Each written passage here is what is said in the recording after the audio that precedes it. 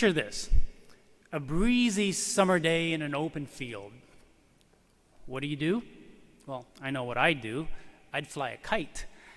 And if you've ever flown one before, you know that the windier the day, the better. And quickly you realize that kites fly higher against the wind, not with it. So first lesson learned, go against the wind.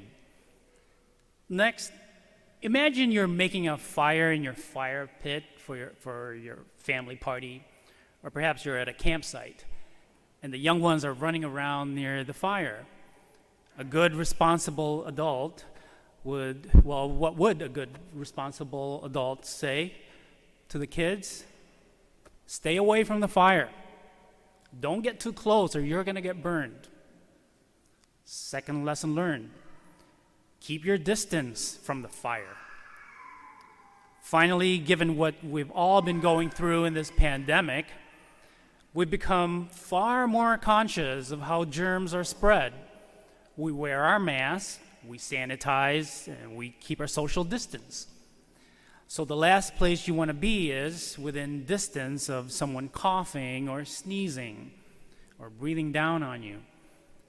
Actually, even before COVID, those situations can be pretty disgusting and unsanitary, really. I think we all should know better than not to cover our mouths, when we're sneezing. So third lesson learned, don't let anyone breathe on you. So let me just recap. With the wind, not good. Fire, not safe. Breath or breath particles, gross. What a sharp contrast to what the Holy Spirit is like. These three vibrant images of the Holy Spirit, wind, fire, and breath, come to us at Pentecost, not as adversary, but as an ally, a companion, and an advocate. On that momentous day, Jesus' followers, not only the apostles, but also some women like Mary, the mother of Jesus, were all together in the upper room when a sound like the blowing of a mighty wind came from heaven.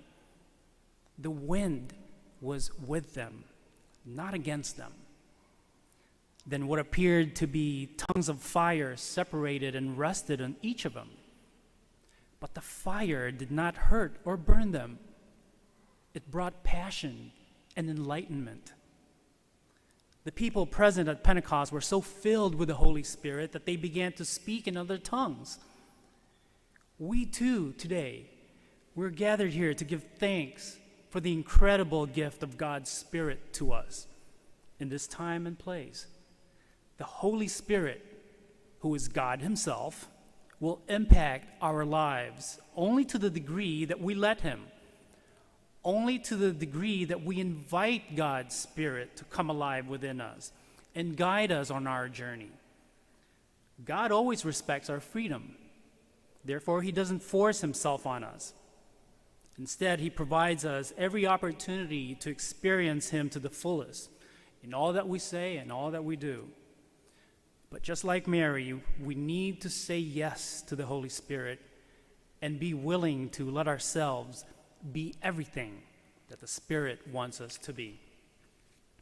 The Holy Spirit can be the wind in our lives, who doesn't hold us back, but rather gently nudges us forward down the path that God has chosen for us.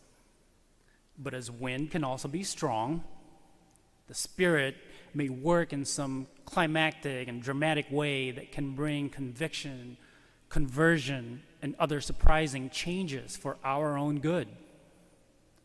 And if we really want to take off in life, like a kite that happily soars high into the air on a breezy day, we mustn't fight with the Spirit, but rather point ourselves in the direction that the Spirit is pointing.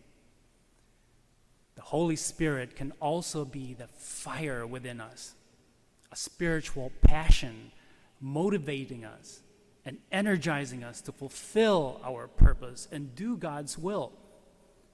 The fire of the Spirit can inspire us to dream new dreams, Even if there's a part of us that sometimes feel that we may be too old to dream, or too young to have visions, or too enslaved to have any hope of freedom or opportunities. The fire of God's Spirit never, ever burns. But it's up to us to allow the Spirit to warm, inspire, and guide us. And the Holy Spirit can be the breath that sustains us, meaning the Spirit helps to keep us going, even if things can get rough from time to time. The breath of the Spirit is certainly not some virus to protect ourselves against. No, quite the contrary. It's cleansing and life-giving.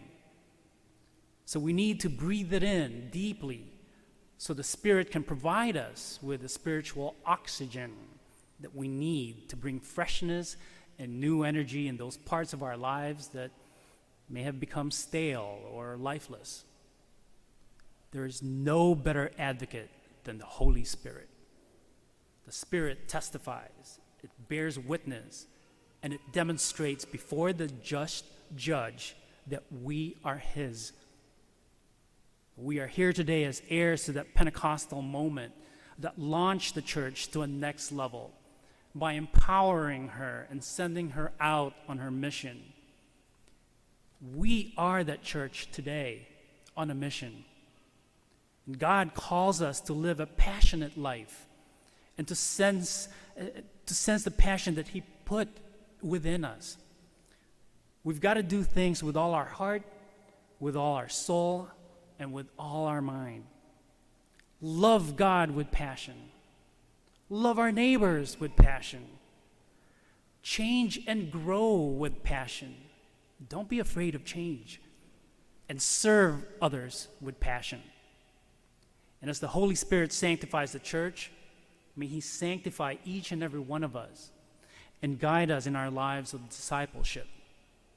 Let's allow God's Spirit to make us the beautiful, loving, and compassionate people that God created us to be. So come, Holy Spirit, and enkindle in us the fire of your love. Thank you for joining us for the celebration of the Mass today. It's a blessing that you are with us. Every broadcast of this liturgy goes out to hundreds of people and hundreds of people all over the world. It's been an enormous blessing. If you'd like to support this virtual ministry of OLPH, please go to our website. You can support this ministry by going to Give Central so that we can continue to broadcast the liturgy each and every week. Thank you for your support. Most of all, thank you for joining us today. God bless you. Greetings from OLPH.